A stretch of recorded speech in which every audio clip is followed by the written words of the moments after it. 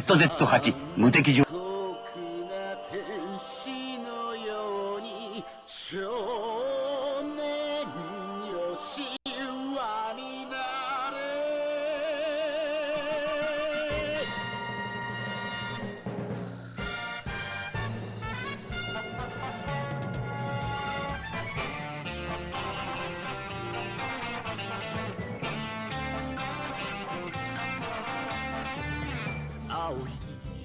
風が今胸のドアを叩いても私だけをただ見つめて微笑んでるあなたそっと触れるもの求めることに夢中で運命さえまだ知らない痛いけな瞳だけどいつか気づくでしょうその背中には遥か未来目指すための羽があること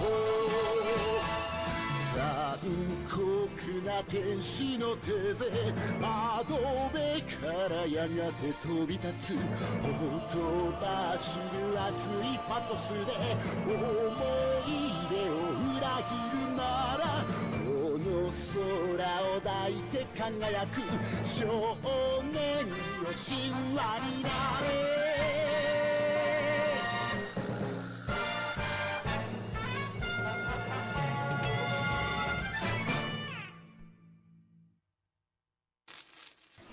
You said we didn't know how much fun. She said, sure. America is in grave danger.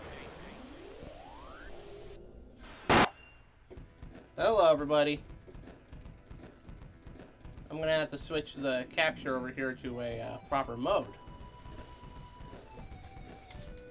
Because, we are unfortunately playing this with a damaged audio cable. I need a new composite cable for my Genesis. I need a new power supply for my Super Nintendo. I have a lot of shit I gotta buy. Okay, down mix to mono. That'll fix some of the issues. It still won't sound great, but it'll fix that. Essential cornerstone of Marxism or something. Yeah, we are not communists in this house. Not something my parents believe in, anyway. And that's straying too far into my political beliefs, so let's drop it. Fucking hell. Okay, where'd that other headphone go? I literally just put that down.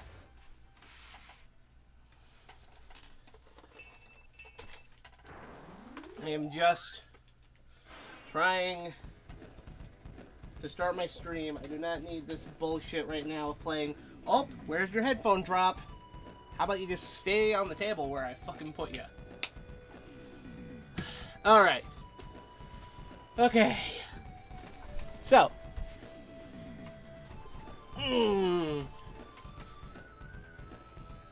Hello everybody, I'm Quinn Michael from Sega Genesis Studios, Channel 14, WNBI TV, where we're high on Retro Junk. And as you can see, I did not have a lot of time to prepare for the stream today. I almost did some Harvest Moon, but decided I wanted to play MazinSaga instead. I might go raid Pete when he goes live in like an hour, I don't know. Hour and a half, we'll see when that is. I would not mind going to watch A New Nightmare with Pete. This is, I remember 1999. Yeah, this is totally what happened. No, it wasn't. This isn't even what happened in the actual manga this is based off of. I've talked about this when we played this game before. This game. I talk about this game every time we play it. I bring up the whole, this is an adaptation of a manga, but it doesn't actually adapt the manga at all. The manga is super dark, super weird. Needs more Prince music. And to top it all off, the version of Mazinger from this manga, MazinSaga, is getting a model kit this year in August. It's going for like $80 or something. Thanks, tariffs, anyway. Yeah, money willing, I'm picking that up. I hate myself for it, but I am. Anyway, let's start this run up, and let's just play some MazinSaga. Because after yesterday playing fucking X-Men, boy, do I need to play something good right now. And this This is very good. Although, you know, I'm sure somebody could have chosen to stream this for Jankuary and could have gotten away with it. I know some people don't like this game. Some people think this game's not very good. I am not one of them, obviously, because, like I said, this is my favorite Genesis game.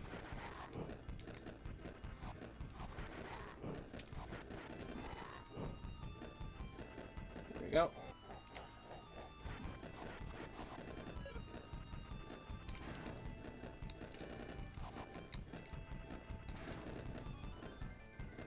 There we go.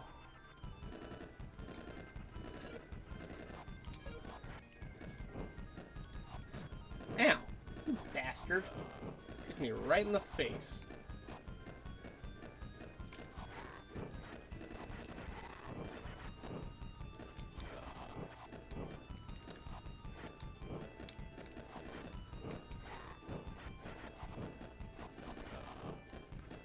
There we go. That's the first screen done.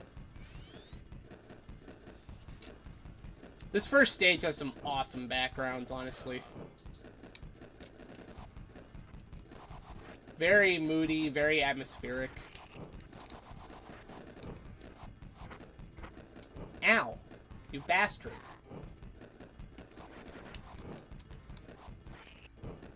Here we go. I don't know, this is just one of the smoothest playing beat-em-ups I can think of. The only genuine oh, I hope that actually killed him. Otherwise, we might have just triggered a glitch that I am aware of in this game that shows up in the first level sometimes. There's a potential glitch that happens where sometimes if you throw a guy off of the stage in that spot, the game doesn't actually register that they died. Okay, cool. It registered. Okay. So we may continue.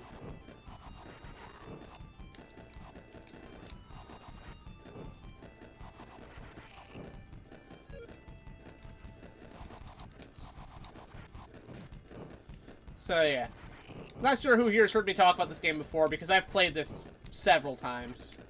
Oh, this is actually being played off of my actual cartridge, off my actual Genesis, so that's fun.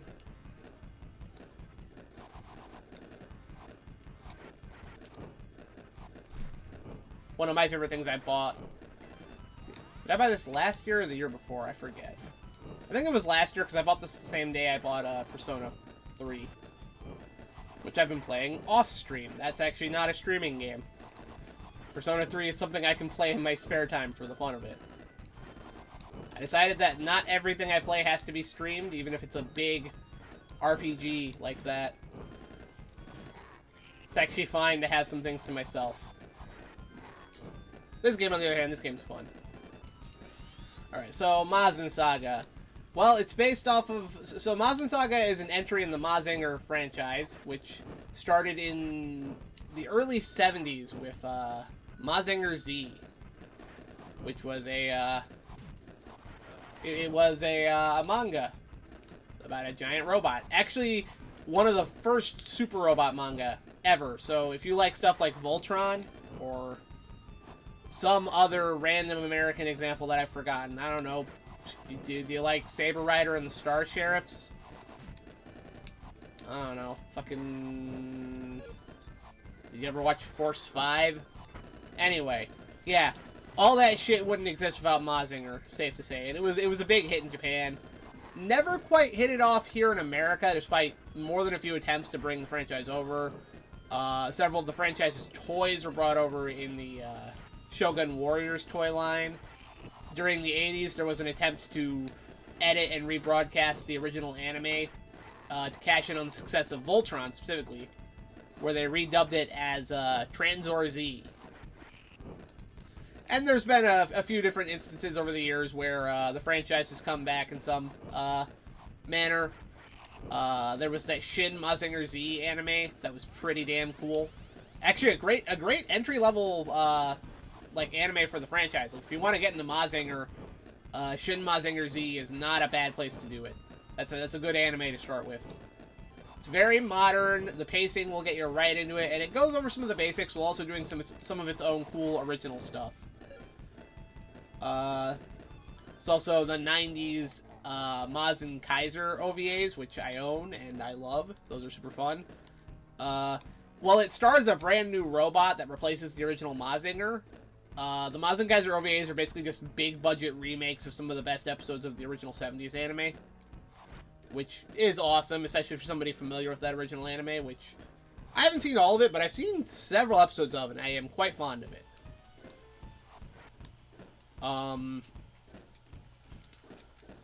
There was also the Grendizer anime, which was technically the third entry of the Mazinger franchise, but it was following up 2 anime called Mazinger. You know, you had Mazinger Z and then Great Mazinger, which is played by a different dude.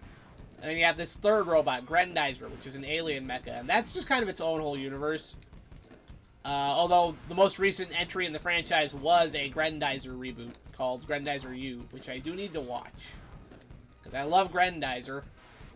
Duke Fleed is my boyfriend. Specifically, like, 70s Duke Fleed. That man is just majestic. Fuck. But yeah. This specifically, though, was a mid-90s... I think it was mid-90s, maybe late 90s...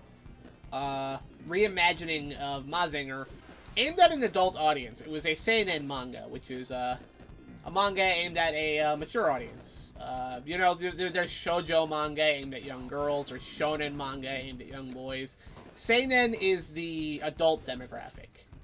And as such, this reinvention of Mazinger was very dark, very violent, even had some sexual content in it. It was not meant for kids.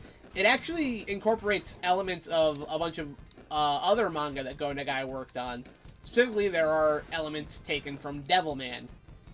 Also, the premise sounds weirdly like Doom in places. So, like, in the manga, the main character is gifted a superpowered suit of armor by his father. Is the thing just gonna stay there? Come on. There we go. That's always fun to do. This first boss is not difficult at all. Later bosses start to get a bit bullshit. But this first boss ain't bad at all. But yeah. Hold on. Okay. Now we're in India, except India's been frozen over. Some sort of an ice age localized to the region, which I think that's one of the coolest things about this. Like, the first level in Tokyo is just post-apocalyptic Tokyo, but the rest of the levels in this game are all various locations from around the Earth that have been impacted by a global environmental disaster, causing all sorts of weird effects. This frozen India is a great second level, and there's a few other fantastic levels coming up as well.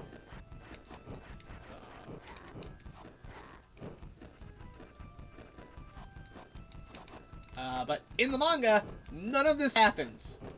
Because after being gifted the Armor of God, known as Z, which the best way I can describe this is that in this manga, rather than being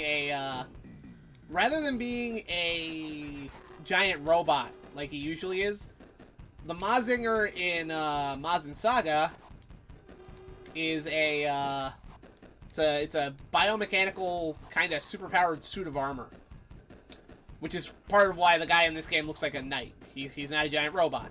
This is not a giant robot game. It is in fact a biomechanical suit of armor. Basically, think Mazinger by way of Guyver mixed with some Devilman, and you've got a good idea of what this is. Upon putting the armor on in the manga, however, the user of it, Koji Kabuto, is incapable of controlling it. And he sees a vision of his girlfriend being, let's say, assaulted. And this drives him into a berserker rage where he ends up killing everybody. He ends up wiping Tokyo off the map. Bit of a... yeah. You know, not something you'd be proud of. Anyway, through some time travel shenanigans and whatnot, we eventually get to the future, discovering that this event actually kicked off World War III, and eventually leaves the Earth almost completely uninhabitable. What's left of humanity has moved out to space to live on colonies on a terraformed Mars. And eventually, in order to repent for his crimes of, you know, ending the human race, Koji goes to Mars to defend them from a new threat, which is an archaeologist discovering demons on the moon and building his own army to take over the world or some shit. It's an anime, come on. Regular average swell, normal biomechanical suited man, nothing special.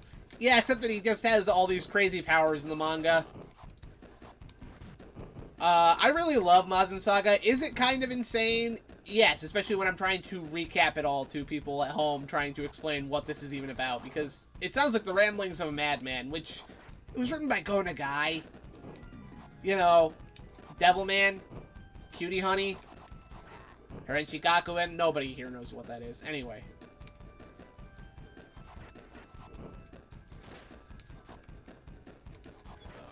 All these guys have long-range attacks.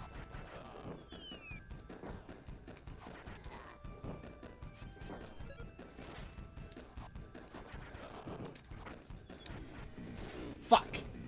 Well, there's our first slip. Could have these and you didn't even work out.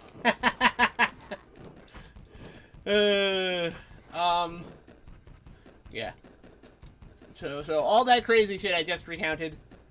This video game, while licensed from the MazinSaga property and uses like a bunch of the characters and iconography, I guess you could say it uses the characters in that, like the monsters you fight are from the manga. You're controlling the same design from the manga, but this game has its own plot about like a global disaster caused by war, and it takes place on Earth. It's not the same story. And unfortunately, there's one other truth to MazinSaga that I haven't brought up yet, which is that the manga was never actually finished. It got new chapters, like it went on hiatus back in the 90s, and then it got some new chapters, I want to say during the 2000s, and then it went on an indefinite hiatus. Right after possibly the most kick-ass reveal we could have had, which was, the main villain, Dr. Godkaiser Hell. Gosh, these names. The main villain successfully creating a replica of the Z armor and gifting it to his grandson, Akira Fudo, turning him into Devilman X.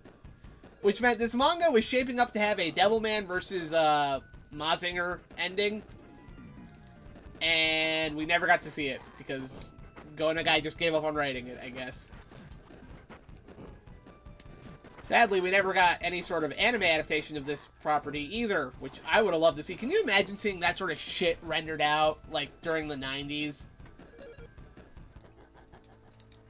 Like, unfortunately, it was the 90s, which meant the bubble economy had kind of already burst, but, like, just thinking about some of the other anime that came out during that time, I mean, I'm imagining something similar to the Devilman OVAs that we got during the 80s, which are some of my favorite adaptations of that property. I was actually just talking about that with Lise last night. How disappointing, right? It's such a cool, crazy concept. I love the aesthetics of it especially. Like, dude, he's a giant biomechanical suit of armor battling robo-demons on Mars. Like, that alone should sell the story.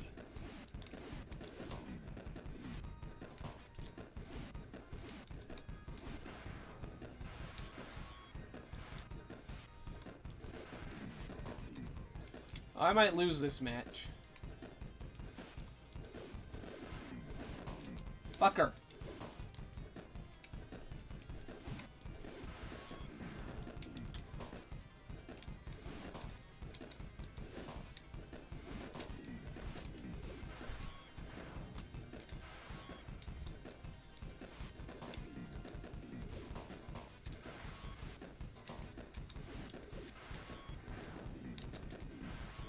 There we go. Yeah, backslash is actually one of the most highly damaging moves in the game. It's just really hard to hit an enemy with it.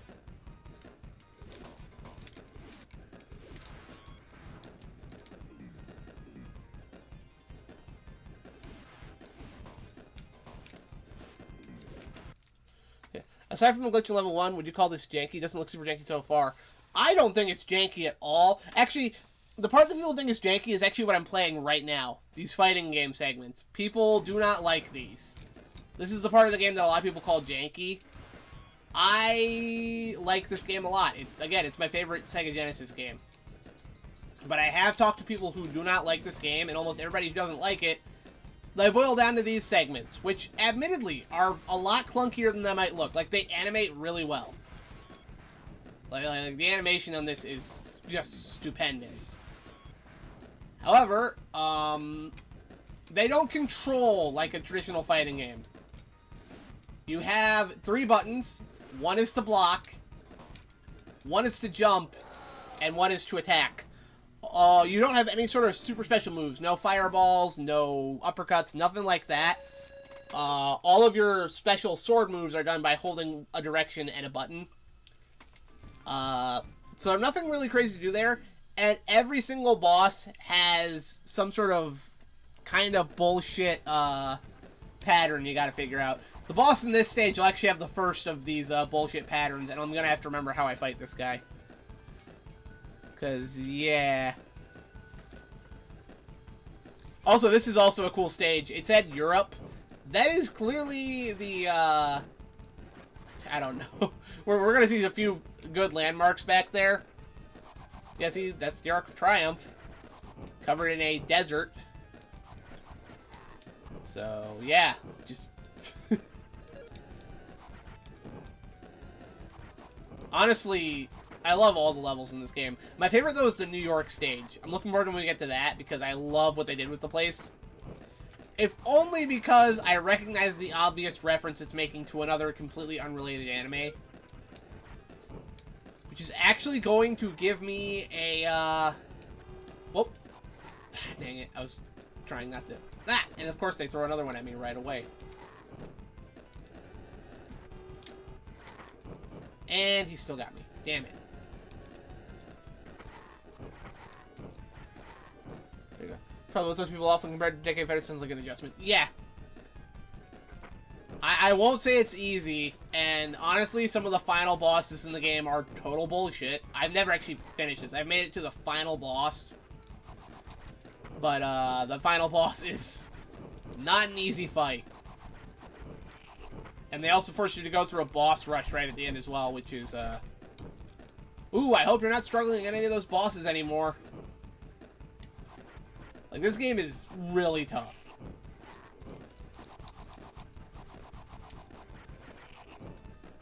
There we go. Alright, I think we have one more,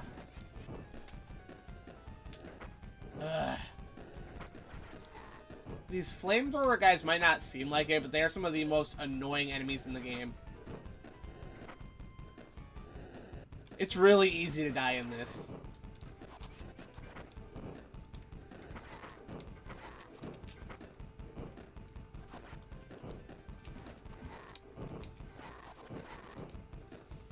There you go. We want you to rent this more than once. Indeed. Alright, this part's fun. This little auto runner segment. I like this part.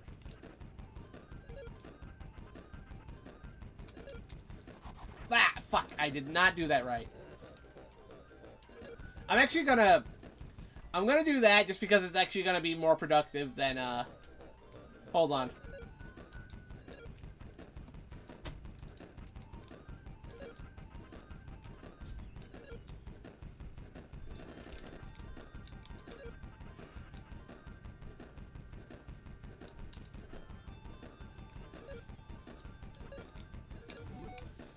There we go, got the one up there. Ah, fuck!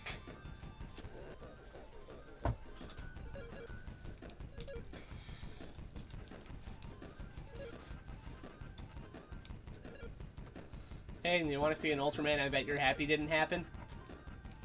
This trailer was released in 2016. Yeah.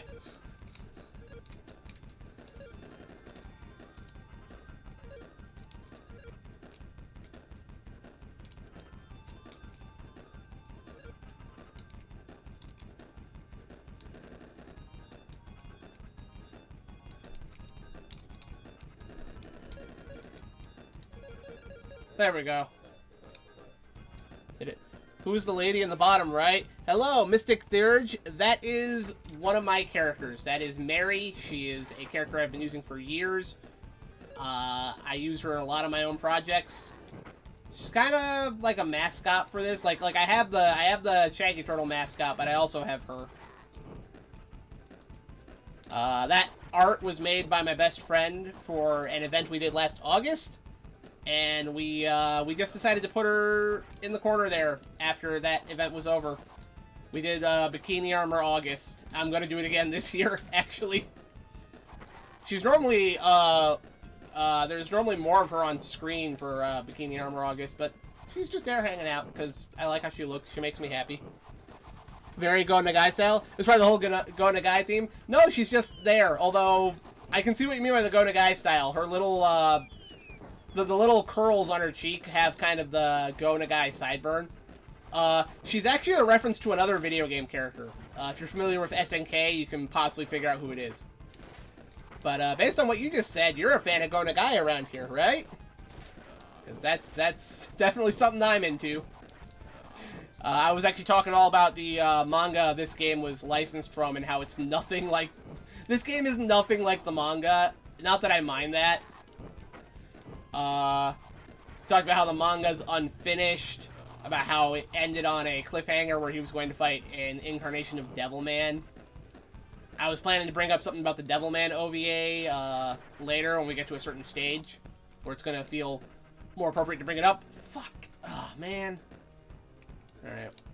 Got this guy right in his pumps. There we go. You did read the entire Devilman manga, but you also watched New Cutie Honey. That's about as much as you know. I love Devilman. That manga is my favorite. Well, not my favorite manga, but it's one of my favorite manga. Okay, this boss is what I was talking about when I brought up cheat patterns. It took me forever to find a good way to fight this guy.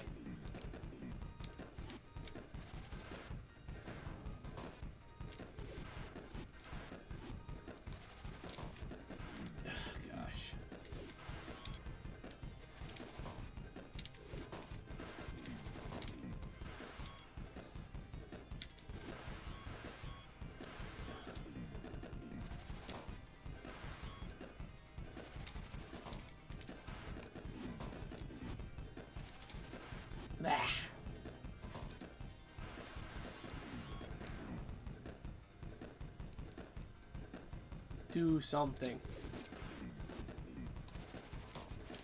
I hate it when he doubles up on that attack.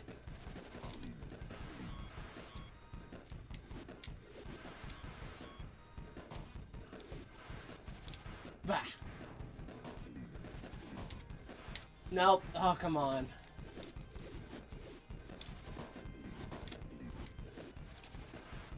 Nah, I'm not doing it on this run. Fuck. I hate that dash move. That dash move is such bullshit. Your Devilman Crybaby was more accurate to the manga. You did have him on... Oh. I have opinions on that. And everybody in chat's like, of course you do. So, Devilman Crybaby is often touted as being more accurate to the manga. No. It adapts the entire manga. It goes from the beginning of the story to the end. Like, that's something it does do.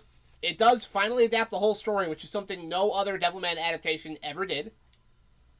However, to say it's accurate to the manga feels incredibly disingenuous to me personally. I don't agree with that at all. Because they actually do change a lot of details. They add characters that aren't even in the manga. They tell storylines that aren't from the manga. They change a lot of extra details. And the whole thing is very artsy. I find the older I get, the less I actually like Devilman Crybaby. Which is interesting, because when I watched it for the first time as a teen, I did like it, and I'd already read the entire Devilman manga. So I did like it back when I first watched it, but the older I get, the less I like Devilman Crybaby.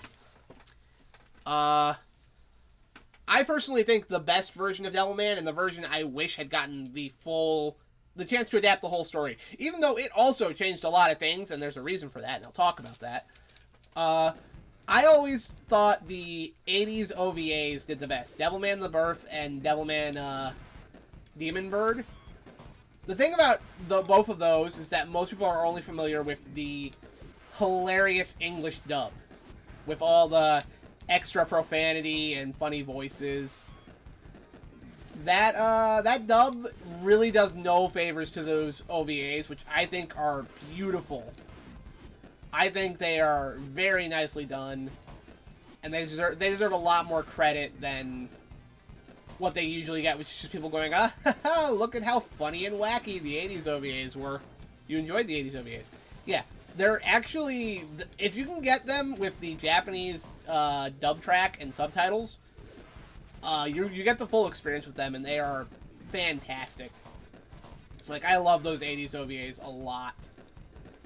And I honestly believe that had they been able to adapt the entire story from beginning to end, it would have been an all-time classic.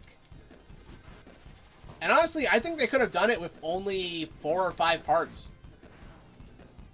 Like, I think if they could have gotten this, if the bubble economy hadn't ended the unfortunate way it had, and they had had enough money to produce a few more episodes of Devilman, I believe we could have had a full adaptation of the story, and it would have been just an absolute masterpiece.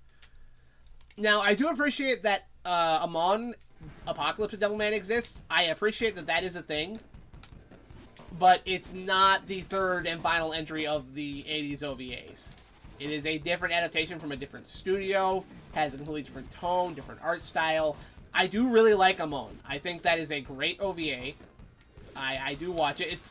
It's also just super sad and fucked up. So, it has that going for it.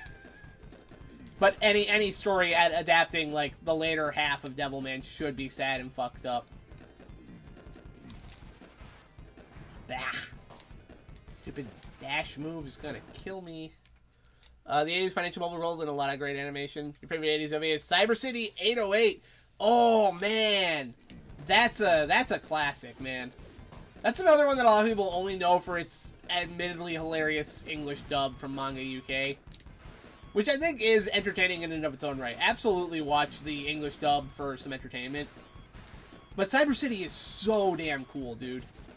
My favorite anime, since you're new here, my favorite anime is actually Megazone 2-3. That is my favorite anime of all time. I have a pretty personal connection to that one. I really like that one. Both parts. I like Megazone 2-3 Part 1 and Part 2. And they never made any other parts after that. There's no such thing as Part 3. What are you talking about?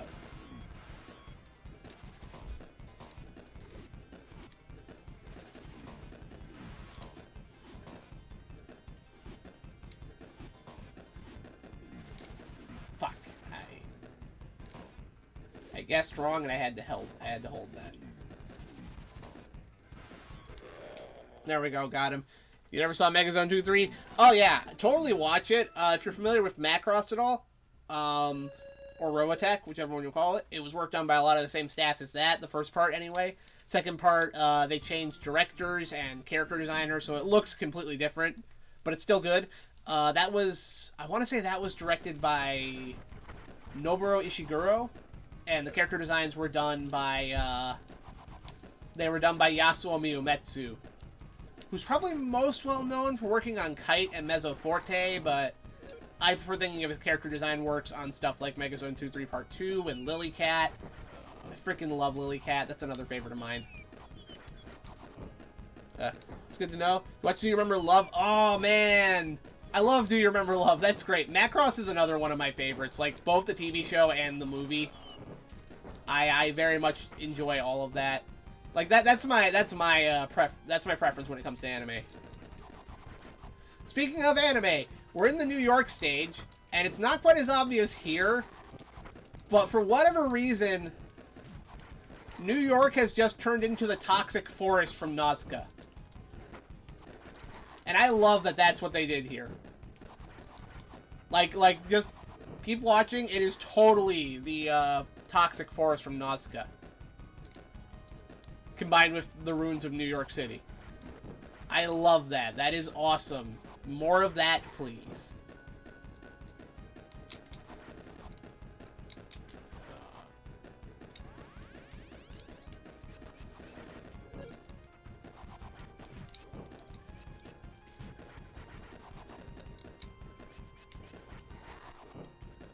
You saw Lily Cat on the VHS shelves in the 90s but never watched it. You will follow your recommendations.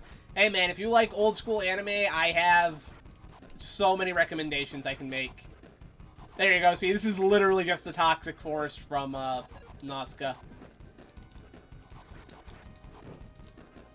I love how blatant the reference is. And it's funny because now I get to bring up something very appropriate regarding the 80s Devilman OVA that I only recently learned. So those OVAs were made by a production studio called O Entertainment, I think. Or was it O Entertainment or O Productions? I forget for sure. But it's literally OH exclamation point. And I never thought anything of it.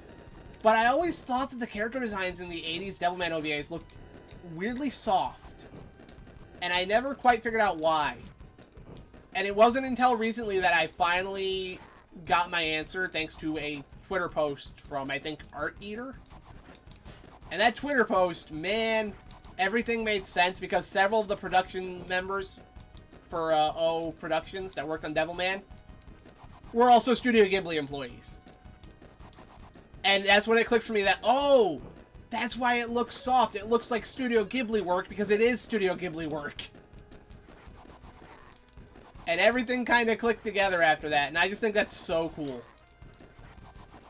It is wild when stuff comes together. Yeah, and I think it looks great. I think it's cool to have that kind of softer touch juxtaposed with like the brutality of Devilman. Like, that's really cool. Okay. Now for a running stage. Fuck.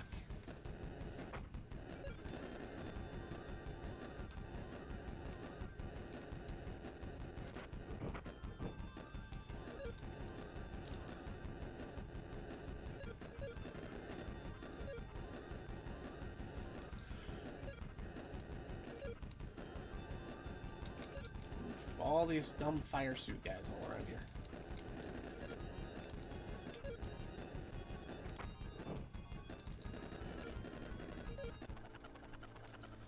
Okay.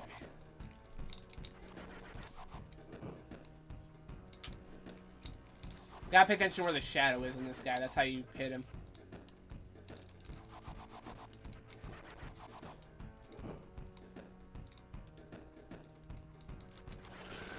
There you go. That is wild to learn. The comic is from the 70s. Its style is very vintage looking. Yeah, man. I love that original. I would love an anime that actually tries to stay true to the look of the manga. That would be really interesting to see. I mean, we're finally getting that with the new Ghost in the Shell anime. So, you never know. It could happen. You just have to get a director who's like just a massive fan of the original Devilman and let him do his work.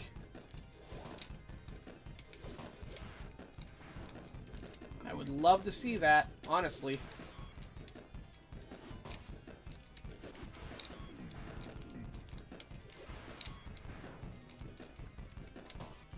So this boss is a bastard.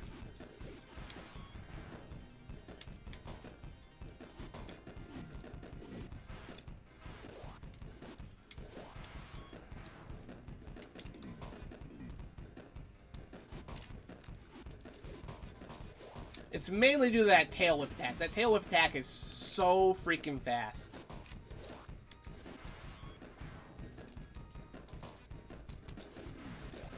Yeah, see that.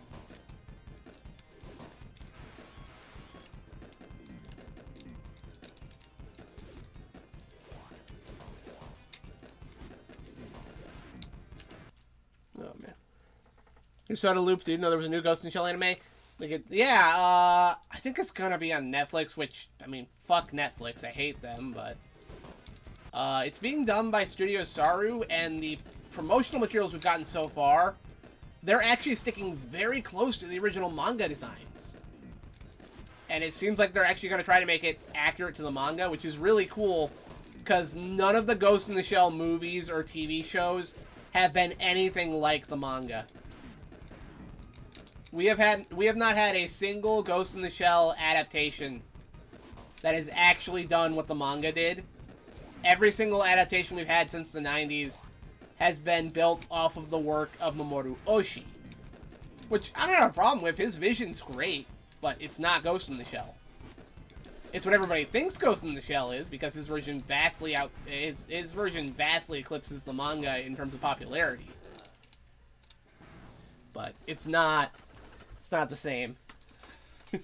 If you want to know what Masamune Shiro's style is like, you gotta look at stuff like Black Magic M66. You gotta look at Tank Police. That's Shiro's work. That is what Shiro is like.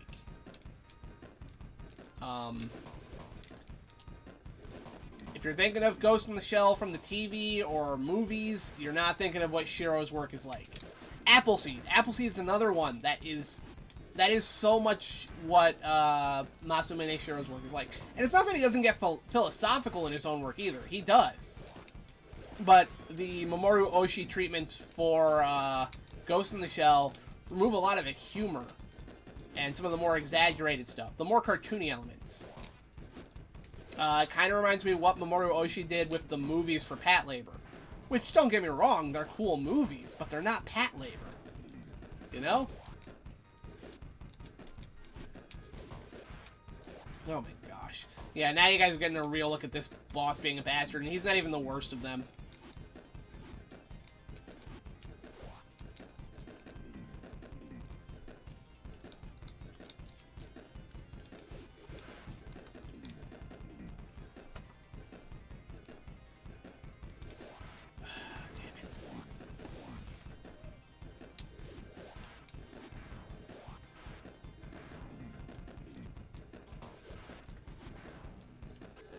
Gosh.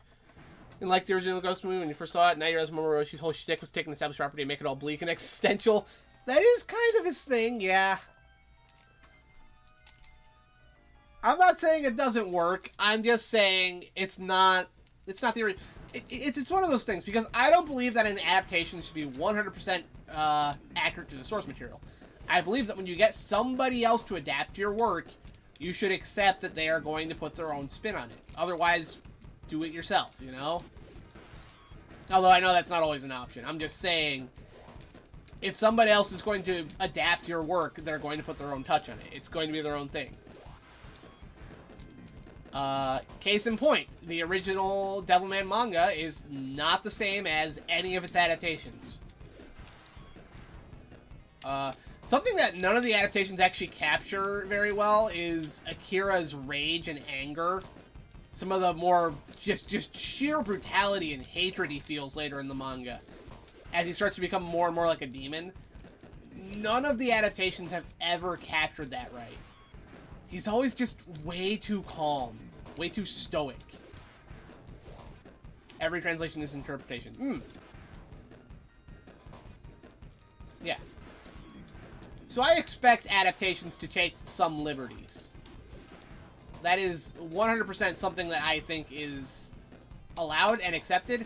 I even think sometimes an adaptation can turn out better than the book. Not to stir up any controversy, but Harry Potter, I actually have always thought the movies were better than the books.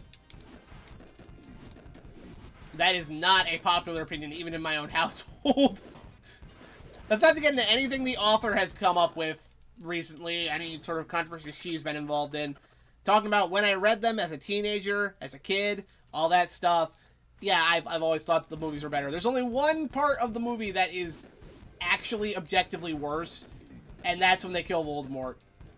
That was a shitty decision.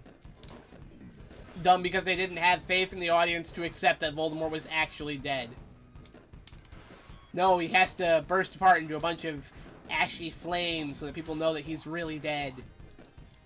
Completely skipping over the fact that the book was making about, in the end, he was just another man. Anyway. So sometimes the artist picked to adapt does not mesh with the source. Oh, absolutely. We can talk about that too. I mean, shit, y'all have heard me rant about what they did to Thundercats. They picked a guy who actively hated the source material to adapt it.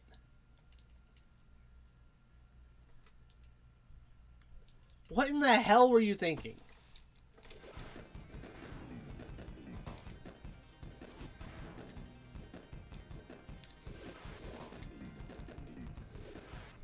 Fuck. Like, it's definitely a matter of getting the right guy. Don't get somebody who despises the work or doesn't know what it's about. I hate it when that happens. And I'm not normal! It's a weird thing to do. It seems to happen pretty often. I mean, look at, maybe not exactly the same thing, but look at, Rian Johnson when he got to do The Last Jedi. Hey, dude, you're coming in to do the middle part of a trilogy? Okay, I'm going to systematically dismantle every hanging plot thread the previous guy left in the most unsatisfying way possible. On purpose, I'm going to do that. And then I'm going to end on a climax that feels like it should be the end of the entire story, not the second part of the trilogy. Because that's going to subvert your expectations. Because I'm avant-garde. Fucking asshole.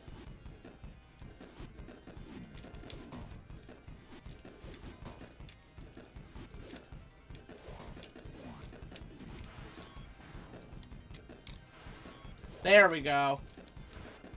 And he managed to counter me in the air. And this is where the whole match falls apart.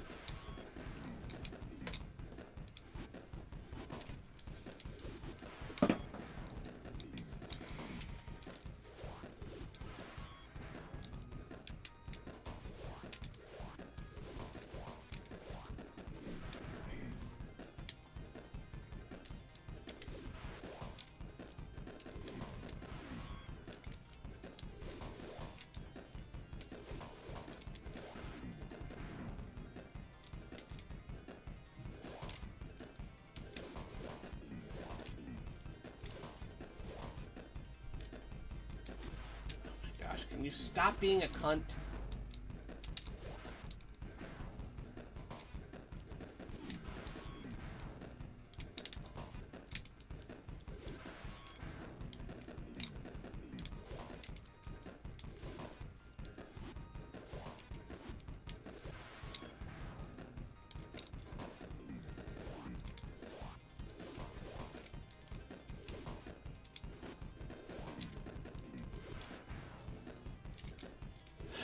Bastard.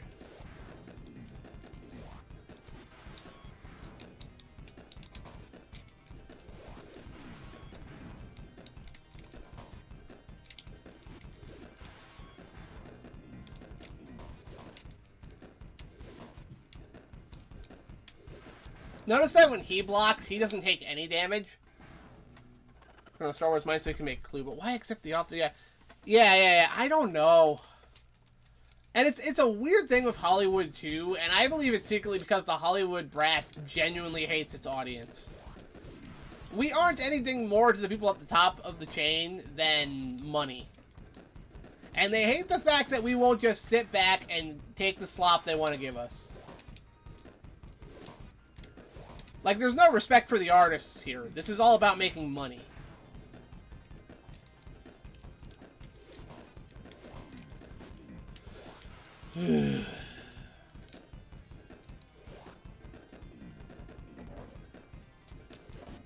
There we go. Yeah, I remember that being a strategy I could do.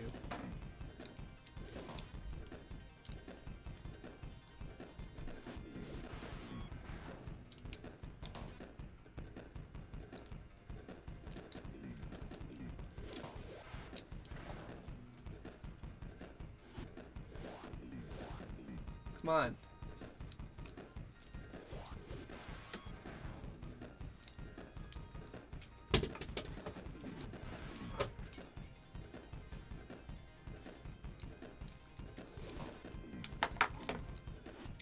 This guy is such an asswipe.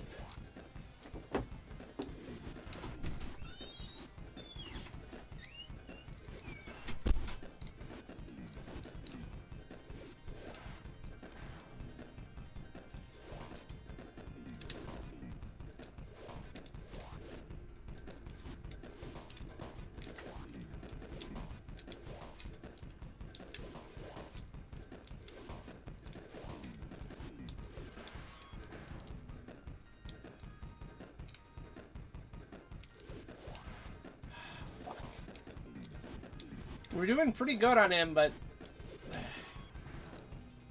only takes a single fuck up to bring this whole thing down.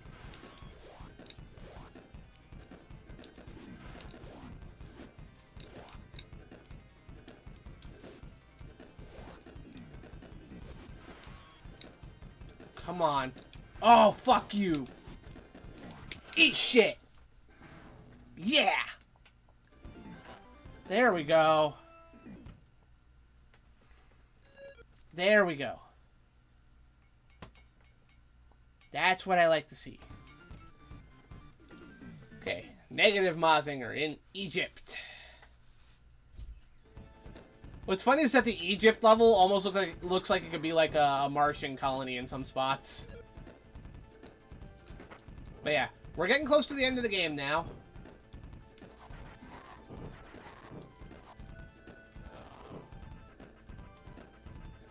I do like that pyramid in the background. That's really cool.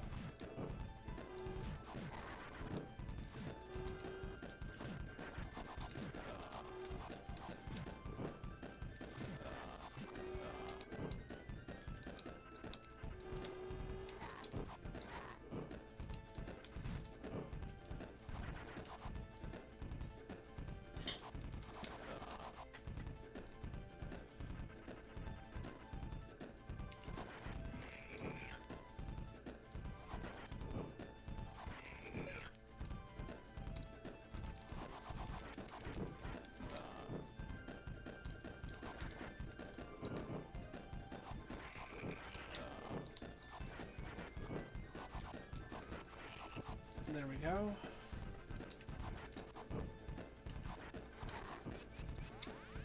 Ow! Son of a bitch.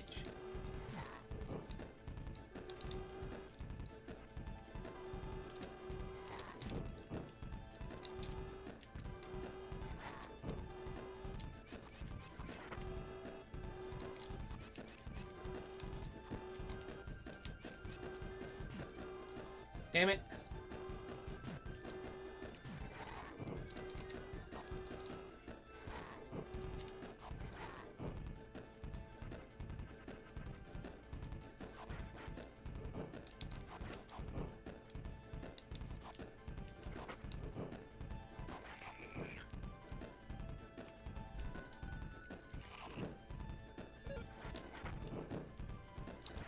You really got to learn to prioritize which enemies are going to be the most problematic. These fire troopers are definitely some of the most annoying enemies.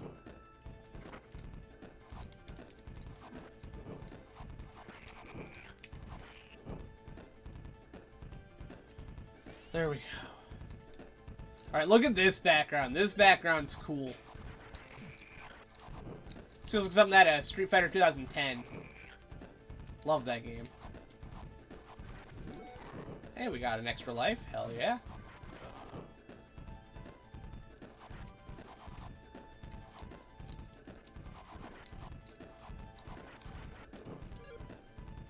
These guys in the robes are also more of a high priority target because they have projectile moves.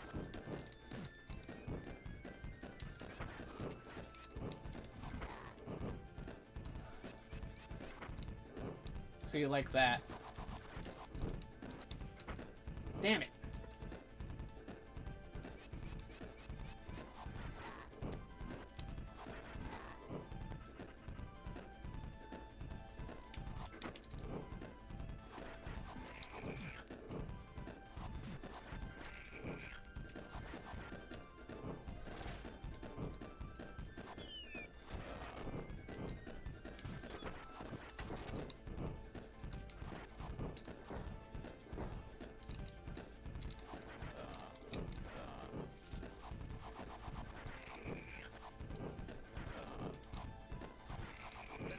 Here we go. The final fight. It's currently Tuesday morning for you. You're on a vacation in Bali. Very cool. Won't be Tuesday for me for another couple hours. Well, good few hours actually. I'm streaming at like 7 p.m. EST, which is earlier than normal for me.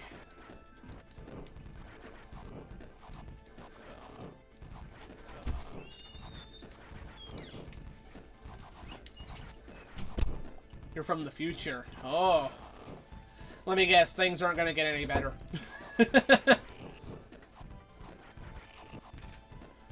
I am so buying that model kit when it comes out. There's a model kit coming out of the MazinSaga design from Motoroid. It's pricey, but I'm going to do it. I'm going to get it. Because when else am I ever going to have a chance to buy merch from this game? I'm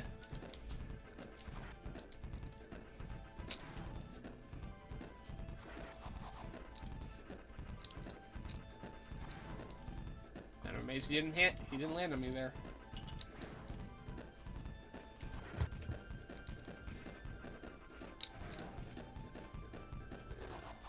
There we go. And now for... Okay, not yet. We're almost to what I consider to be the most bullshit fight in the game.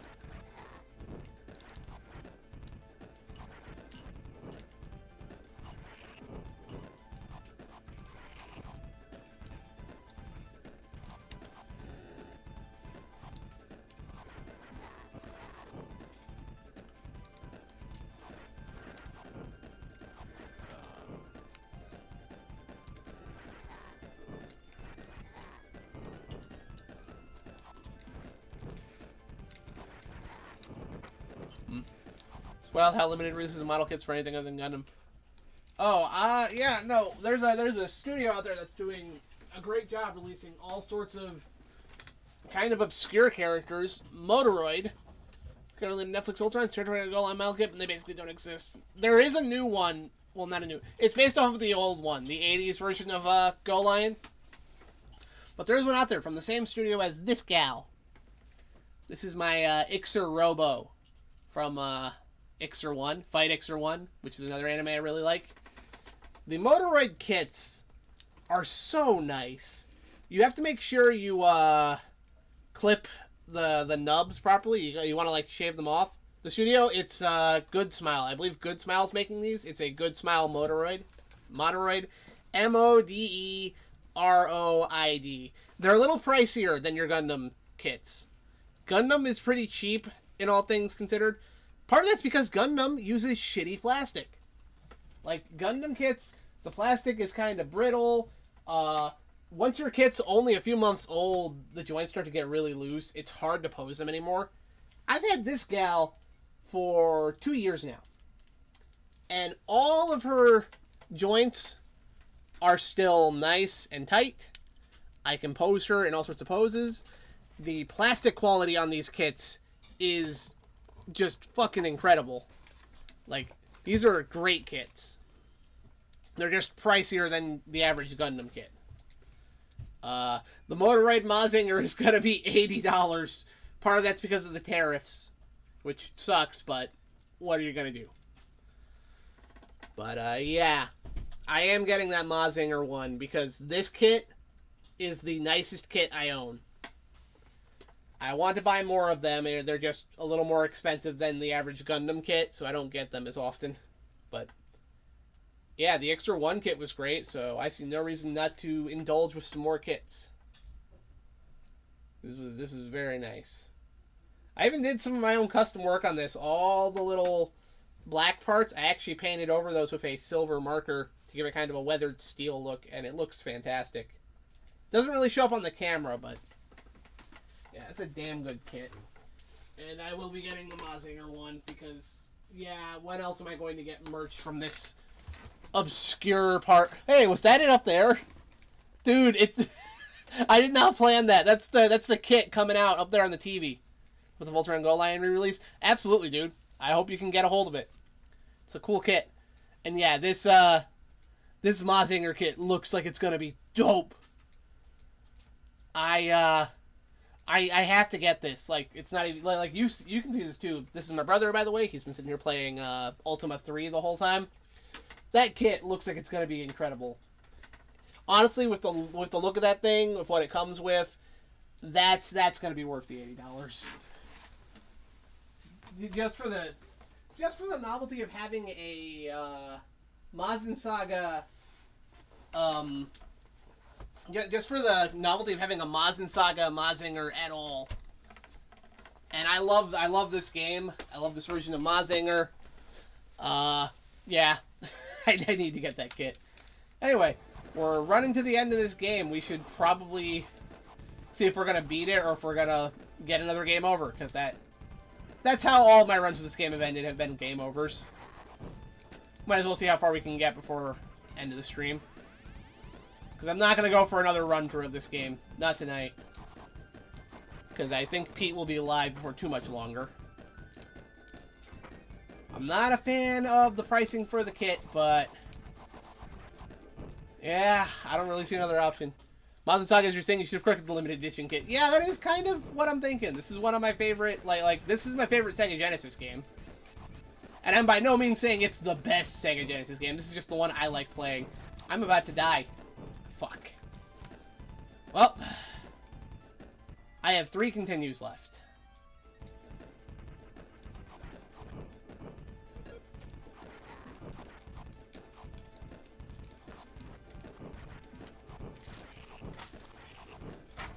So last moment, checklist is like Gundam Planet and USA. Yeah. Always check things. I will always be disappointed that because of extenuating circumstances, I had to miss out on getting the Megazone 2-3 Garland. If they ever re-release that, I'm buying it. I need that in my collection too. Most of my collection is Gundam kits and Transformers. Admittedly, I do like the Transformers I've collected. I have some very nice Transformers, both from... I have a G1 Ultra Magnus. I have some old school Beast Wars toys from the re-releases they did a few years ago. Like, I have an Optimus Primal and a Tigatron from that. Very happy with both of those. I have the Star Wars Death Star, the Darth Vader one, which I used to have as a kid, and then one of my siblings just randomly found at a thrift store. He's missing his foot, but other than that, the kit's basically, well, not kit, the figure's basically in perfect condition.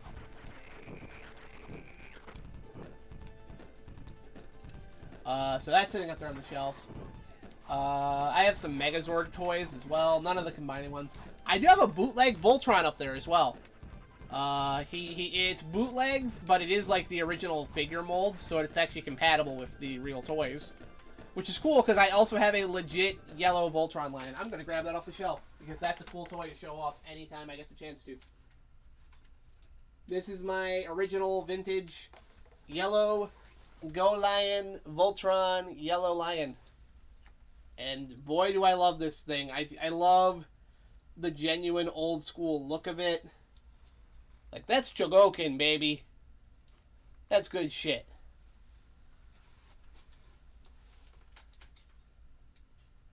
And yeah, the bootleg Voltron I have uses the same molds as these, so if I find a legit or bootleg... He's missing the arm lions. That's what I need to find. I need to find a red and a green lion.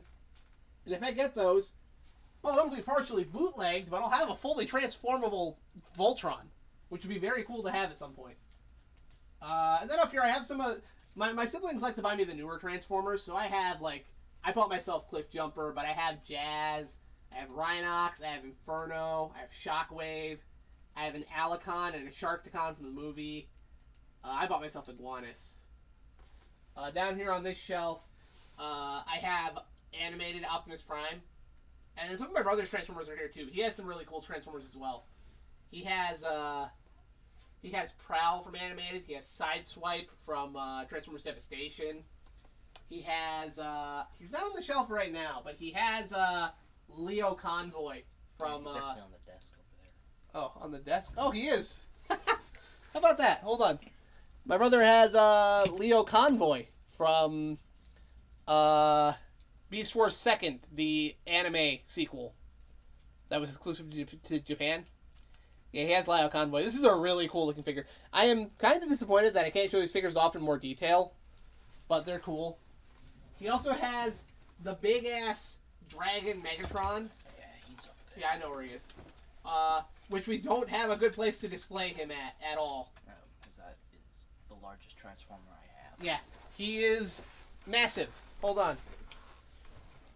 I think the only toy I have that's bigger than this guy is my Star Wars Death Star. And even then, this guy's Definitely closing in on his size.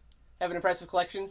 Many years of collecting, and siblings and friends who love me very much, who will buy me things where I can't, because I don't make a lot of money.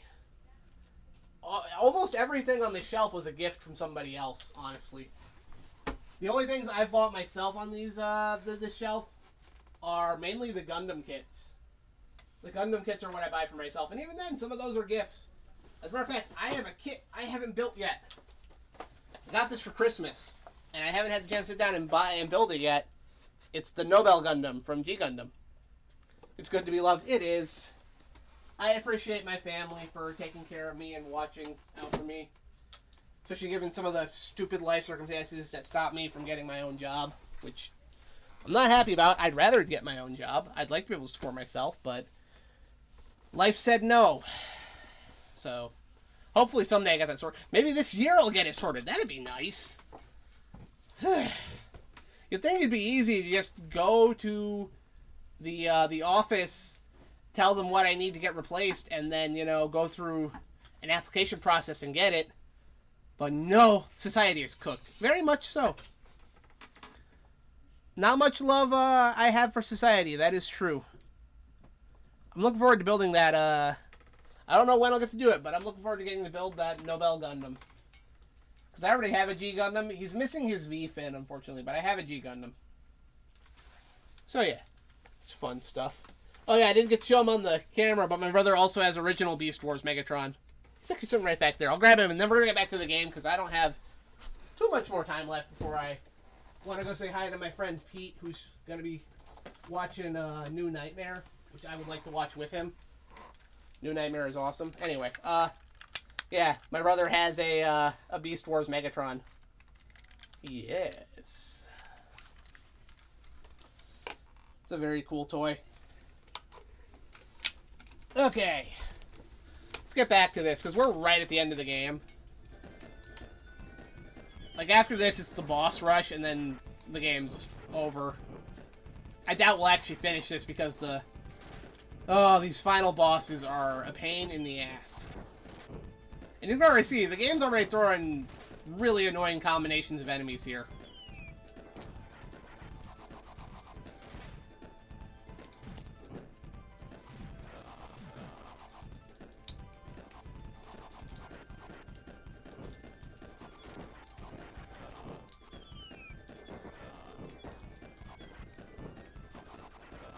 Because we watched Beast Wars on TV, but you never got the toys. Oh, man. Oh, hey, we got an extra life. There we go. He's doing the rocket punch thing. It's a classic MazinSaga thing. Okay, now let's...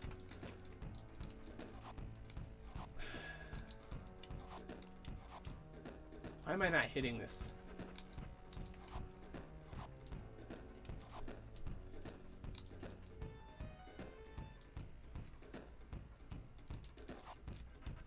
What the hell? Well, I mean, I hit him, but he hit me.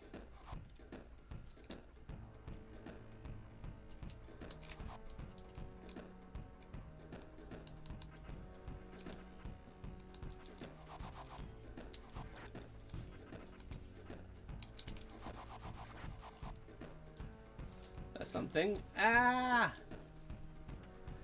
Oh, man.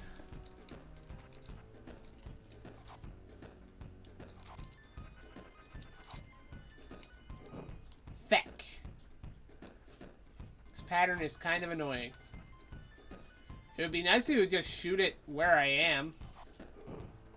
And then I could, like, stab him with it. See? He just shot that down there. I'm not even down there, dude.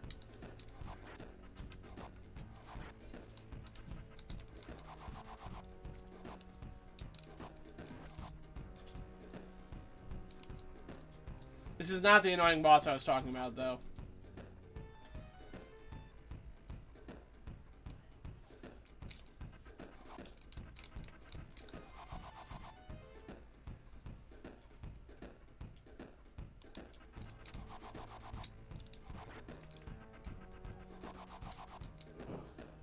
Oh, what?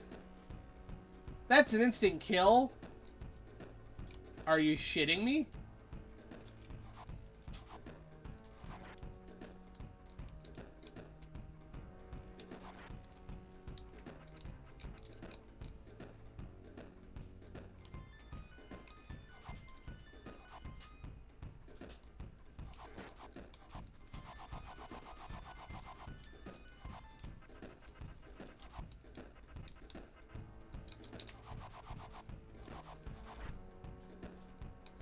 Man, I just cannot hit this guy, like, with many moves at all. There we go, okay. Now on to the most annoying boss of the whole game. Ugh.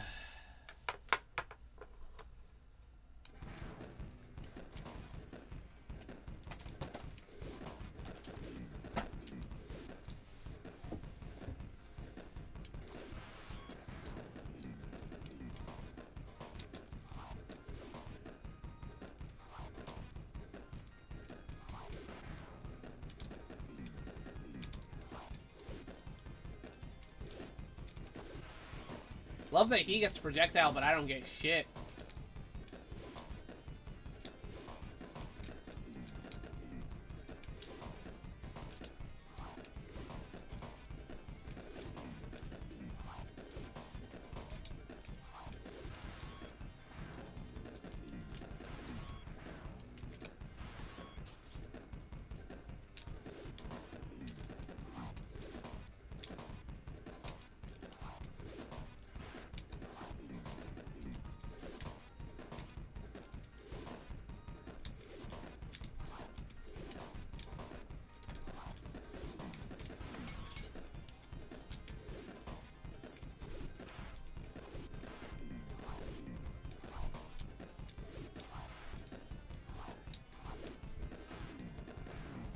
Same for Jankuary since you were in recovery. Oh, so we started off Jankuary pretty light with Deadly Towers on NES, which is a game I had as a kid, and yeah, for all the flack that game gets, and it's deserved. For all the flack Deadly Towers gets, I did end up enjoying it. I was having fun mapping out the dungeons. I almost wish I just did that for the entire week of Jankuary. But no, my dumbass was like, okay, let's change it up. Let's play Ikari Warriors on NES, which was just fucking awful. Luckily, we salvaged that night by also playing some of the other Ikari Warriors games, so... Ikari Warriors 2 was still not great, still pretty janky. That was still kind of a struggle. But we made it through. And we did get to play a legitimately awesome game by the end of the night, which was Guerrilla War on NES. That game was awesome. Guerrilla War is totally worth a play.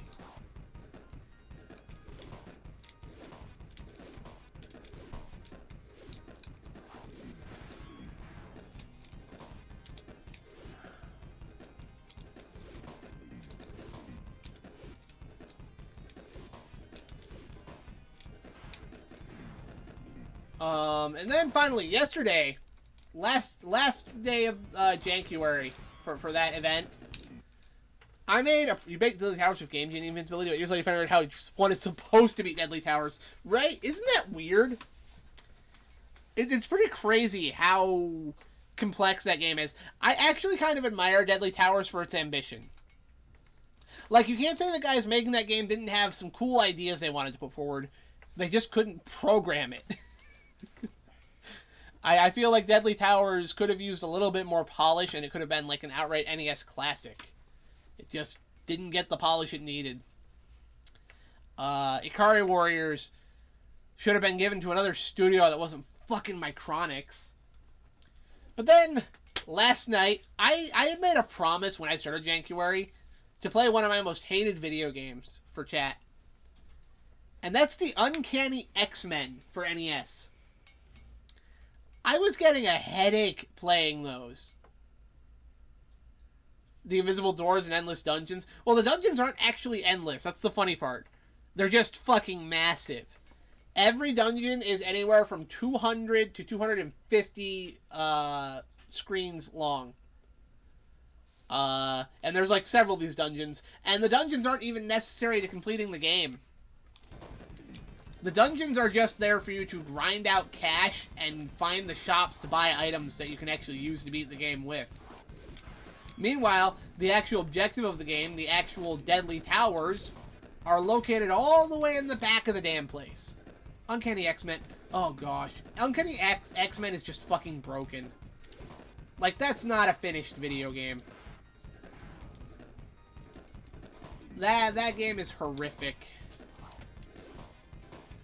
And yeah, I played about an hour of that before I gave up and we switched over to Wolverine on NES, which isn't a great game, but I was having fun with that one.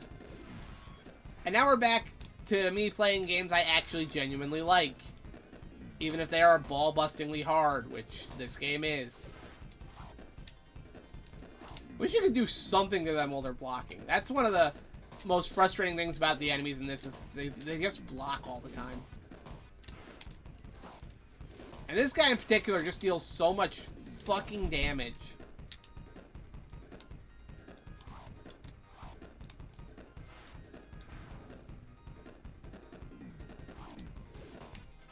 Fuck. Wolverine NES is still jank. You have to look at the actual cartridge to know how to fight Magneto. Oh, that's the funny thing. The cartridge, to my knowledge, doesn't actually reveal the full code. The rest of the code is supposed to be revealed as you beat the stages. Problem is, they didn't actually program in the hint screens after you beat a stage, at least to my knowledge.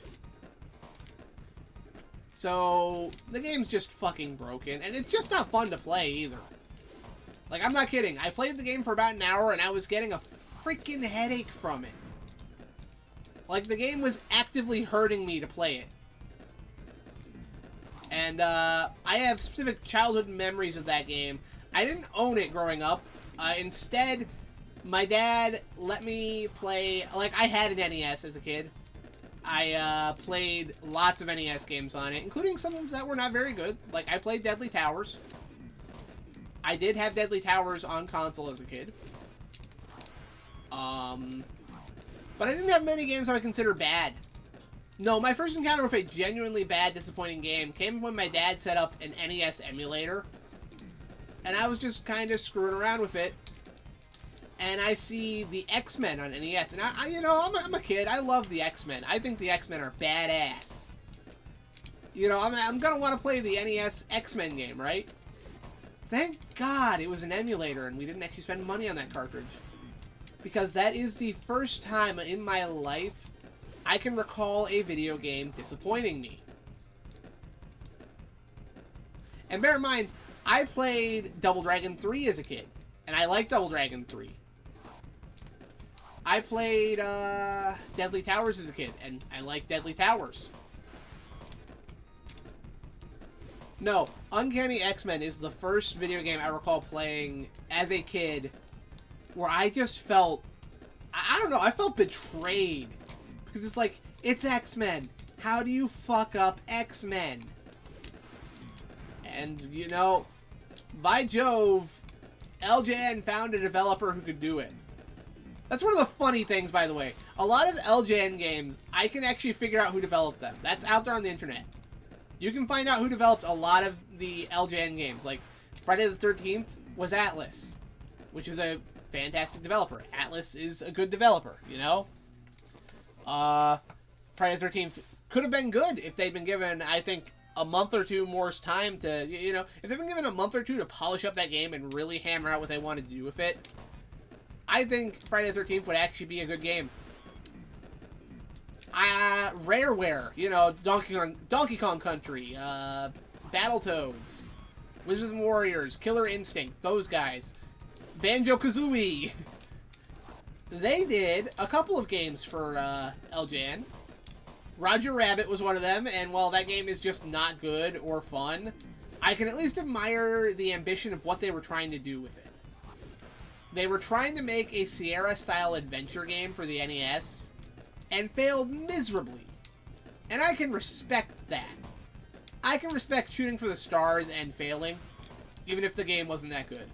It's a hell of a lot better than what we got for Back to the Future. But they also made Nightmare on Elm Street on NES, which I think is actually a good game. I think the only reason people hate on Nightmare on Elm Street on NES is because Angry Video Game Nerd did an episode on it, and people just go, oh, it's bad because the nerd said so. Actually, no, Nightmare on Elm Street's a pretty damn good video game. Very well made. Rare did a good job with that one. There's a King Quest port on Sega Master System. Yeah, I've heard that one's not good. But yeah. Okay, come on. Every time he hits me with one of those waves, it does so much damage. That's the thing with this fight. This boss just does so much fucking damage. Even when you block. And you're just trying to chip away at his health at any time, you're just trying to get any sort of leeway on his health bar. And he just won't stop blocking.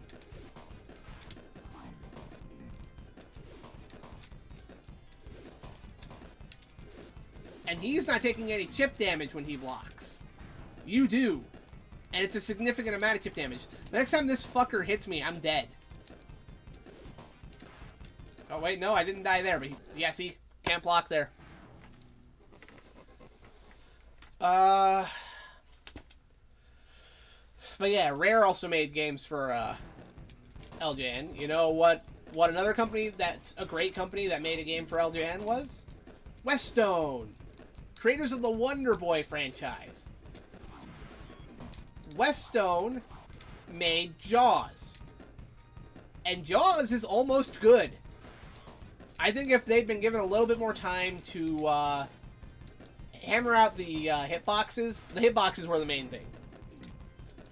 If they could hammer out the hitboxes on Jaws and NES, and I think they should have added a shop system for upgrading your stuff. You know how you can randomly get the submarine?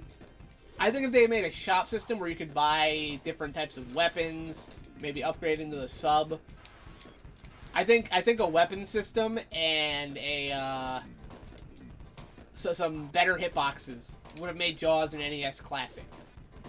I'm of the firm belief that many LJN games could have been good had the devs been given a little bit more time. Because LJN contracted some pretty stellar developers. And occasionally LJN put out something that was legitimately good. Like, I think everybody knows that Maximum Carnage is one of the best games LJN put out. Another one, which I do need to play at some point this year. And I'm not normal! All those other games have such weird, obscure mechanics. I mean, games back then were meant to sell guidebooks and DLC of its time. I don't disagree. I mean, I have a personal opinion. This is not an LJN game, but Simon's Quest, which is a game I really like. I love Simon's Quest. I've played it almost every year on here for Castlevember, which is my little Castlevania event I do in November. But I refuse to believe anybody actually beat that game without some sort of help. Whether it was a guidebook, you had Nintendo Power, you called the hint hotline. I really don't believe anybody actually finished that game without a guidebook. I love Simon's Quest, but man, there's no way.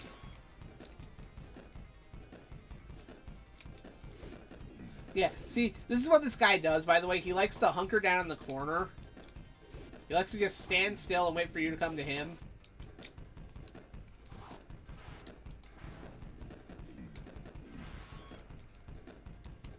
See? That's what he does.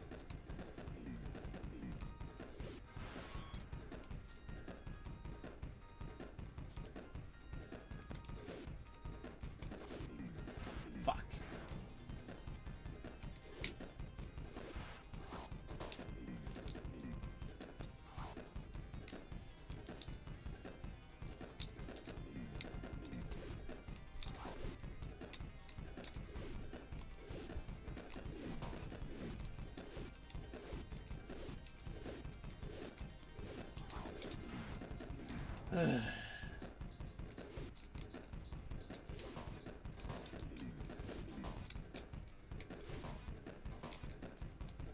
Anyway, to get back on track with LJN, for all the devs that I can point at and say, yeah, they could have made something good,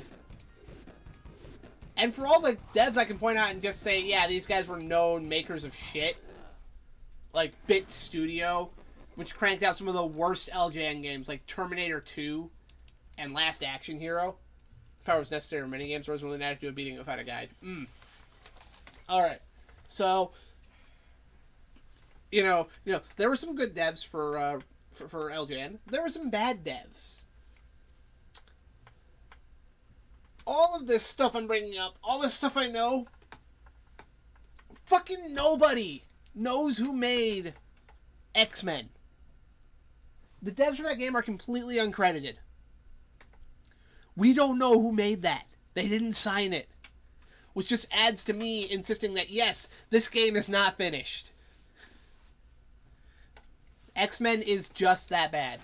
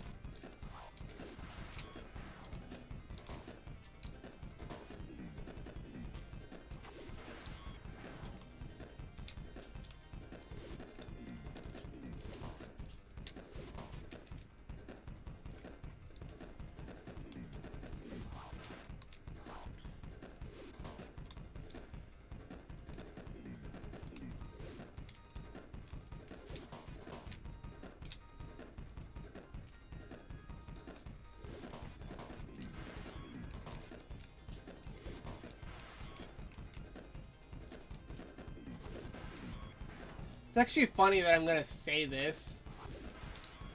Oftentimes, I'm the guy defending a lot of games that are common angry video game nerd fodder.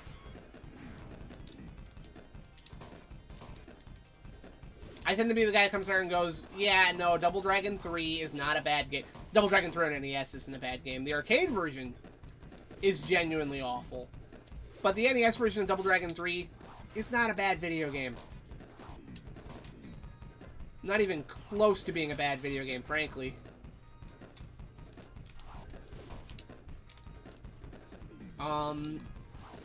Zelda 2. There was the LJN Defender channel. I am familiar with him. I never watched many of his videos, but I'm aware of him. I think LJN made some occasionally decent video games. I think they made some that are genuinely good. Fuck. Well, we were doing good on this, but next hit I take is going to kill me. Damn it. Oh, this battle. Anyway. No. I'm normally the guy bringing up all the stuff AVGN's reviewed, and I'll point at the stuff where I go, yeah, this wasn't actually a bad video game. Nightmare on Elm Street, I just brought that one up. Jaws had some good points to it. There are occasionally games he reviews that are just as bad as they look. X-Men is one of those. His X-Men review is pretty on the money with just how painful that game is to play. To the point that when I first saw his review on it, it actually brought back all my childhood memories of playing that game for the first time. Like, I could vividly remember my disappointment just from watching that video.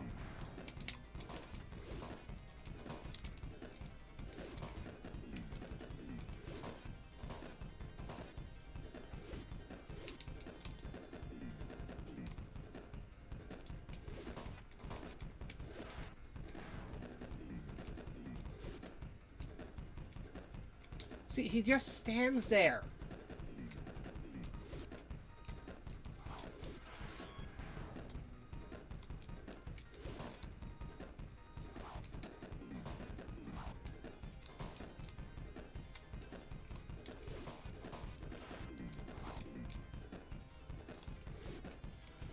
Whew. Anyway, that said, ironically, while I hate Uncanny X-Men more, something I really find funny is when I played Ikari Warriors, that game is actually worse than the Angry Video Game Nerd episode makes it look. And I think that's entirely because the Angry Video Game Nerd episode is too much fun. That episode's too funny. Justin makes it too funny for it to be an accurate representation of how bad Ikari Warriors is. Like, nothing in that video could even possibly convey how much of a pain in the ass NES Ikari Warriors is to play. And it's not even that Ikari Warriors is a bad video game, because, no, the arcade version's a classic. The Atari 7800 port of Ikari Warriors is actually an incredible video game. And, oh, fuck. Yeah, basically, yeah, even the Atari 2600 version, which, yeah, that exists, is a better version than the NES port. The NES port is just a bad port by a bad company, because it's fucking Micronics. Okay, my goodness, dude, can you just stop blocking all... See, this is why I say this, guys, every single other enemy in the game, you saw me, I was able to bait them into attacking, and I could counterattack them. This guy just won't take the bait.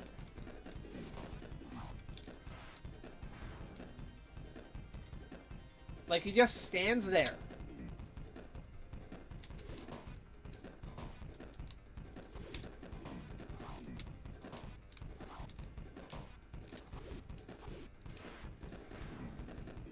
Like, you want to have, like, a really epic duel with this guy since you both have swords and whatnot, right? But no, he just stands there and blocks for the entire match.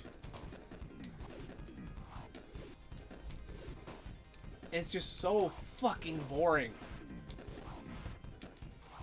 Like, you want him to do something, and he just won't.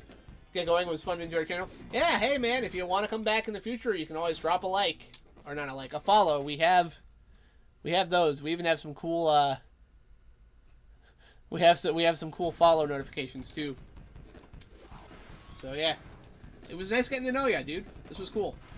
I am going to, probably lose this game, and then I'm gonna go watch New Nightmare with my friend. Because there ain't no way I'm beating this. Come on.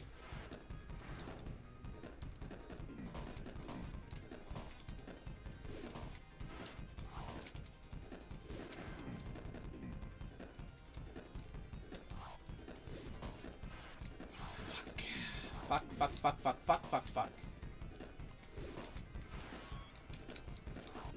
You totally get my frustration on this battle. Like, you just want him to do something! I mean, I can understand that, but it's not the first time I've had to fight someone who does this.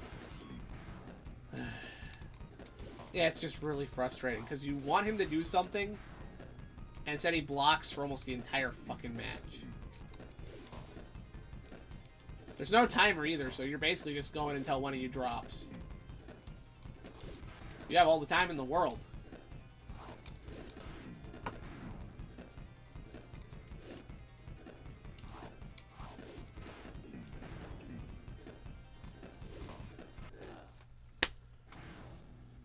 Yeah, your most damaging attack is the, you hold backwards and you do that slash.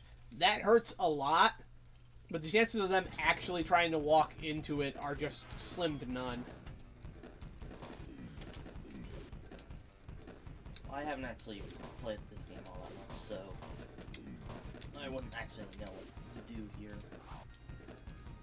I've tried watching videos, and it seems like basically what I'm doing here is the general accepted strat. It's just tedious. Because basically what I'm doing here is I'm trying to bait him into attacking, which leaves him open. Because as long as he's in a neutral stance, he's going to block whatever I do to him. It seemed that standing in front of him and back away and then jumping out seems to be working.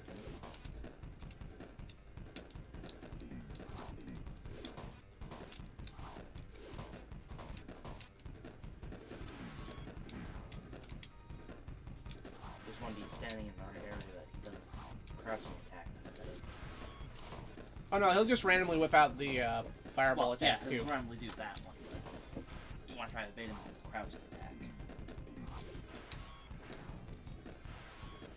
Sometimes if you're lucky, you can land hits on his knees.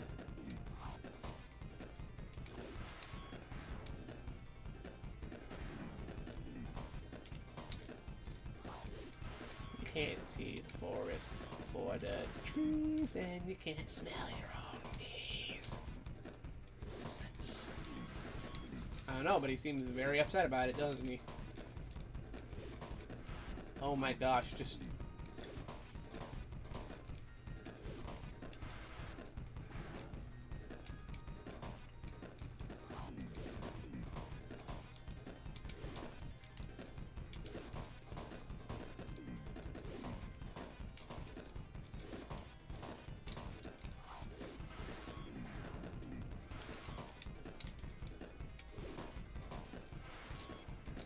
Ah! No! There. Fucking got him. Okay, now it's time for the best part of the game. The boss rush. Oh, yes.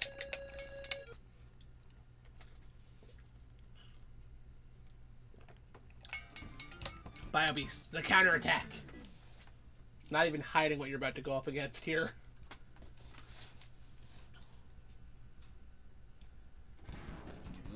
Lives. 2 lives, no continues. Oh, this guy's no problem. I might take a hit or two here.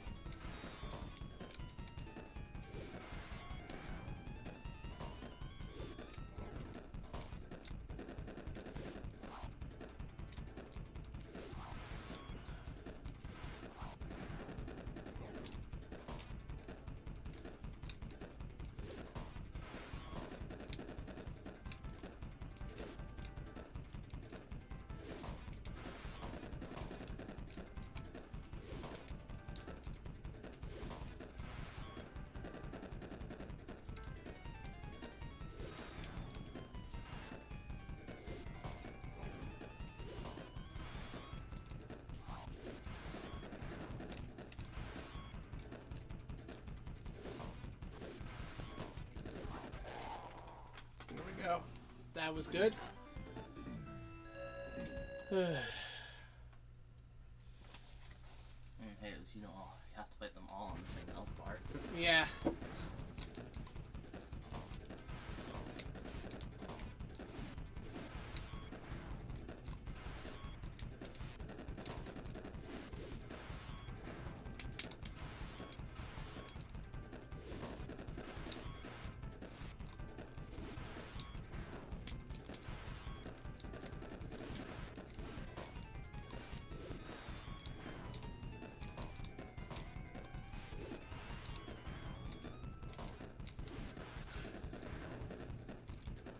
This is a level that tries to give you motion sickness.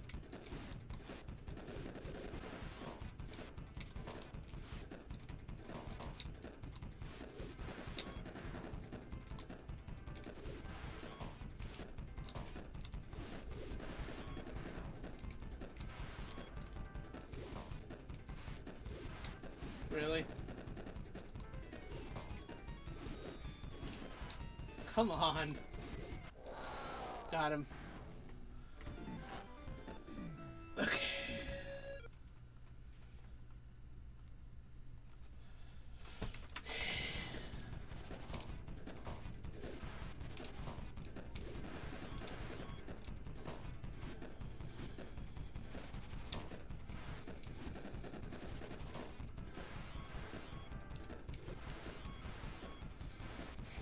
This guy basically just need to watch out for him to do his dash attack on. People can saga like a Mazin does. Hey, KBX. We have 2 lives left and 0 continues, and we're on the final boss rush.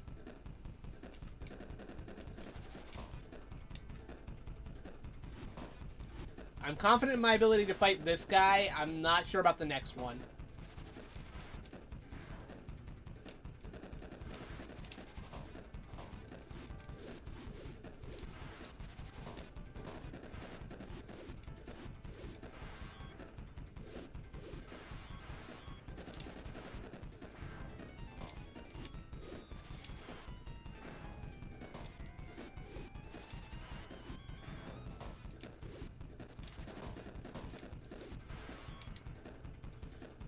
Now you don't have to block that dash attack once. What the fuck was he doing there?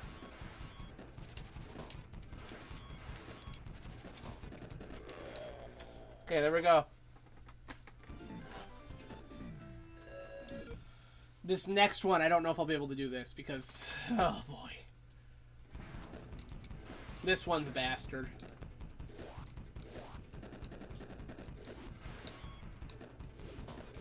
Not as much of a bastard as negative Mazinger, but man.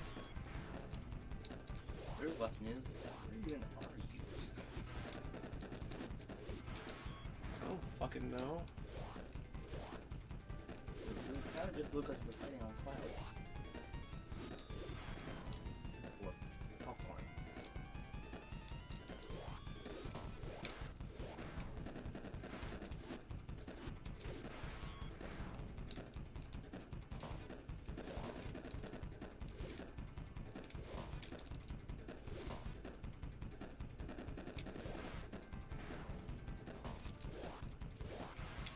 Like this guy's just straight up faster than you.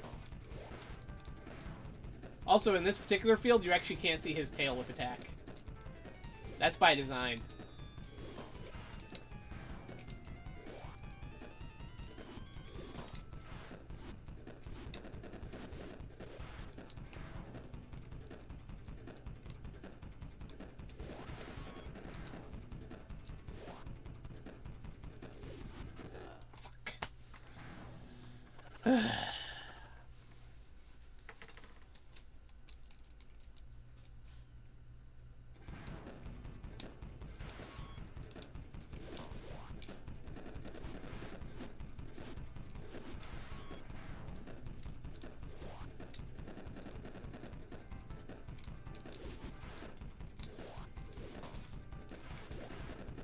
So this guy can be baited into your backswing.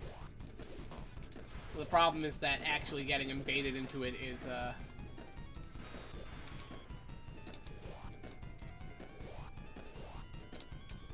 because it's basically a race to see who gets out their attack first when you go for the backswing.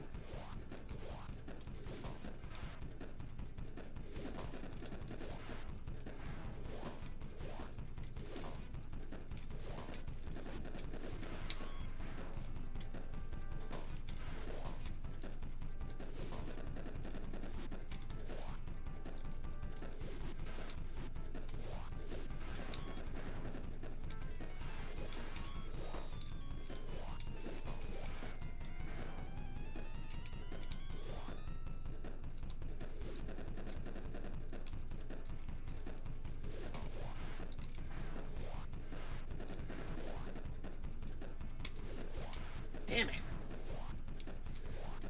You saw that, right? We were making, like, good progress on that.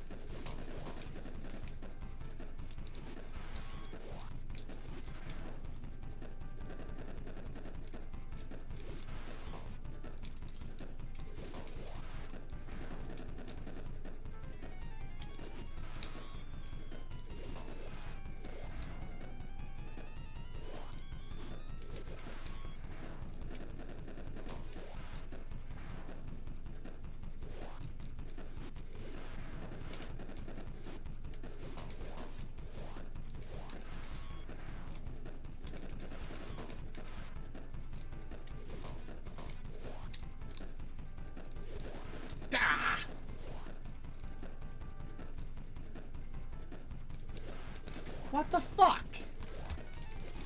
No, come on!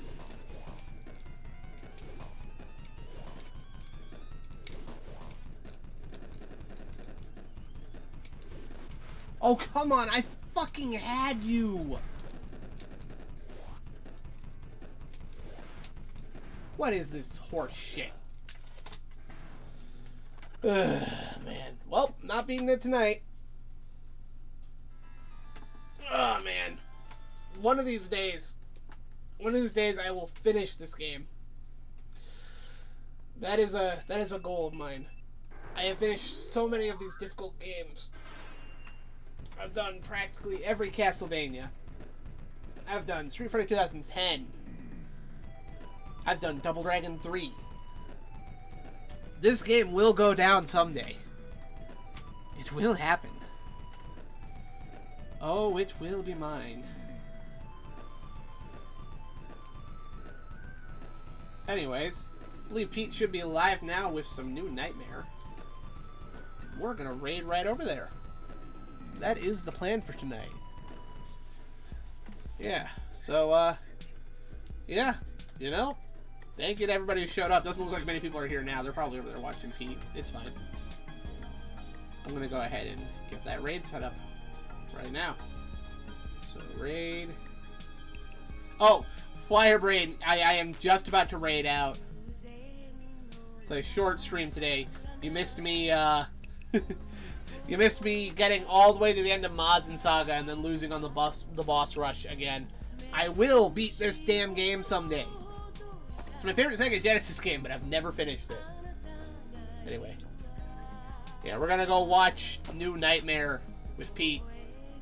That should be fun. And, yeah. I don't know. I want to get back to playing Harvest Moon 64. I want to get back to, Run and Gun Fest. Those are my main things right now. I want to get back to Run and Gun Fest, and I want to do more Harvest Moon. So that's our current plan. I just felt like playing some MazinSaga today. Anyway, yeah, I'm gonna say my piece, and we're gonna run the outro, and we're gonna go watch New Nightmare. So, this has been Shaggy Turtle Studios, Channel 14, WNBI TV, Channel 14. I already said that part. We're high on Retro Junk, are we? You are. Oh, I am. What are you high on?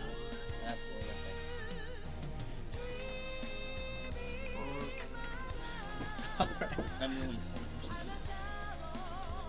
Right. Anyway, I'm Quinn Michael. He's the Ammonoid. I'm Fear and he's Hunger. We're the Funger I did Brothers. not agree with that. Yes, we did. We talked about that. You talked, I said no. And good night. We'll be back next time.